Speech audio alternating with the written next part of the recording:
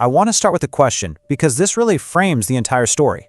What if that thing in your life that's frustrating you, that roadblock you just can't seem to get around, what if it's actually the very thing that's protecting you from disaster? Just let that sink in as we go through this. So, let's set the stage. Our story begins with a tempting offer, and it's all about what happens when your heart isn't quite in the right place to begin with. Okay, so meet our main character. His name is Balaam. Now, this guy is a legitimate prophet. I mean, he can actually hear directly from God, which is an absolutely incredible gift. But, and it's a big but, he's got a serious weak spot. He is super tempted by money, by status, by all those worldly rewards. And this is where the trouble starts. There's a local king, his name is Balak, and he's getting really nervous about the Israelites. So he comes up with a plan. Hire Balaam to put a divine curse on them. It's a huge payday, but it's also something he knows goes completely against God's will. Now watch how this temptation just escalates. King Balak makes his first offer, and God's answer to Balaam is crystal clear. It's a hard no. End of story, right? Well, not for Balak. He doesn't give up. He sends an even more impressive group of messengers back with a promise of an even bigger reward. And this time you can just see Balaam's greed starting to win. He finds a loophole, a way to justify it in his own mind, and he decides to go. So Balaam saddles up his donkey and heads out, thinking he's gotten away with it.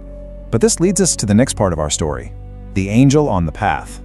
He has no idea that he is literally riding straight into an unseen, deadly danger. As Balaam is trotting along, God places an angel right in the middle of the road.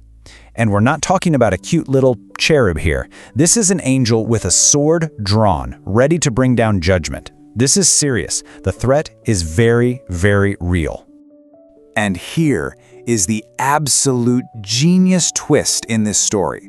Balaam, the prophet, the guy who's supposed to be spiritually tuned in, he's completely blind to it.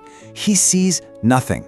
The only one who can see this supernatural, life-threatening danger right in front of them is his donkey.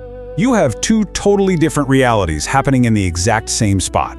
From Balaam's point of view, his donkey is just suddenly being difficult and stubborn, and it's making him furious. But from the donkey's perspective, there's a terrifying angel with a sword blocking the way, and it's just trying to save both their lives. The donkey tries to warn him 3 different times.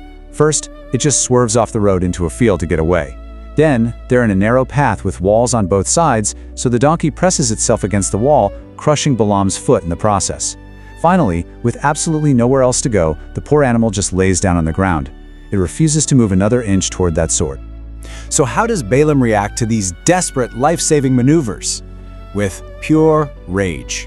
He is so focused on his mission, so blinded by the money he's going to get, that he totally misreads the entire situation.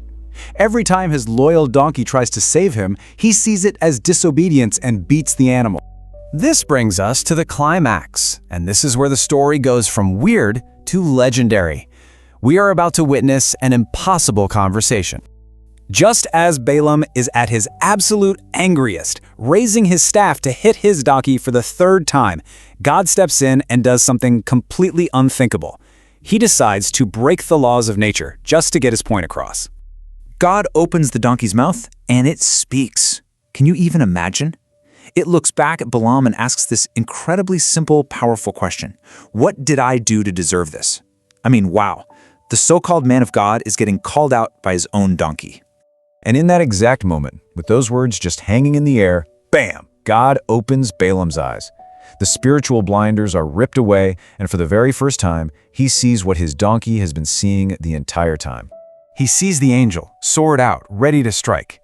And in a flash, it all makes sense. The anger just drains away and is replaced by this wave of shame and understanding. He finally gets it. His donkey wasn't being stubborn, it was saving his life. What an incredible story, right? But what are we supposed to do with it? That brings us to our final section, the lesson in the interruption. Let's talk about what this wild, ancient story means for you and me. Right here, right now. So what can we take away from this? Well, for one, it's a huge reminder that guidance can come from the most unexpected places. You just have to be willing to listen. It also shows us that a really frustrating interruption might actually be a divine rescue in disguise. And a big one? Our own pride and greed can literally make us blind to obvious warnings. The bottom line is, sometimes the biggest blessing isn't getting what you want, it's in the path that gets blocked. And that really leaves us with one final thought to chew on. What's the donkey in your life right now? What's that frustrating obstacle, that annoying delay, that person you don't want to listen to that might actually be trying to tell you something really important? What roadblock might actually be a rescue? It's something worth thinking about. Thanks for watching. Please subscribe, like, and share.